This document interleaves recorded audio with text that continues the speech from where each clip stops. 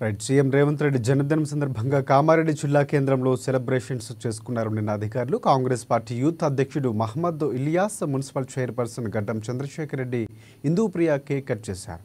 అనంతరం మున్సిపల్ కార్యాలయంలో ఏర్పాటు చేసిన మెగా రక్తదాన శిబిరంలో ఇలియాస్, మున్సిపల్ చైర్పర్సన్ పాల్గొన్నారు. మెగా రక్తదాన శిబిరానికి కామారెడ్డి జిల్లా కేంద్రంతో పాటుగా జిల్లా నలుమూల నుంచి పెద్ద ఎత్తున యువకులు, యువతీ మహిళలు, కాలేజీ స్టూడెంట్స్ భారీగా తరలివచ్చారు. కాంగ్రెస్ పార్టీ ప్రభుత్వం అధికారంలోకి వచ్చిన తర్వాత సీఎం రేవంత్ రెడ్డి బడుగు బలహీన వర్గాలకు సంక్షేమ పథకాలు అందే విధంగా కృషి చేస్తున్నారని ఇందూప్రియ అన్నారు. కాంగ్రెస్ ప్రభుత్వంలో అన్ని వర్గాలకు సమన్యాయం జరిగేటట్టుగా సీఎం రేవంత్ రెడ్డి కృషి చేస్తున్నారని కితాబునిచ్చారు.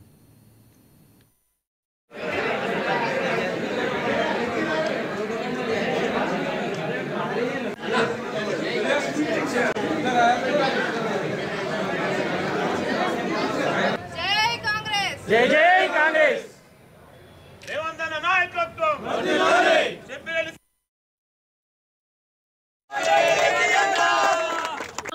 అందరికీ కూడా ఈ తలసేమియా డిసీజ్ చాలా వరకు అవగాహన ఉంటది.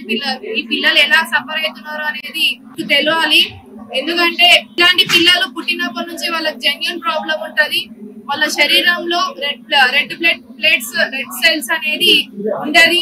సో వీళ్ళందరూ కూడా ఏదైతే తలసేమియా తోటి బాధపడుతున్నారో పిల్లలు, వాళ్ళు ఖచ్చితంగా 20 days ఒకసారి బ్లడ్ ఎక్కించుకోవాలి. మరి ఈ యొక్క మంచి కార్యక్రమము మరి పిల్లలకు కూడా మనం సహాయం చేసిన వాళ్ళు అవుతాము, ఆ 20 days కూడా మనం లైఫ్ ఇచ్చిన వాళ్ళం అవుతాము అనే ఉద్దేశంతో మరి కామారెడ్డిలో మన పురపాలక సంఘంలో పెద్ద ఎత్తున మరి 400 మంది కన్నా ఎక్కువనే ఈ రోజు బ్లడ్ డొనేషన్ చేస్తున్నారు.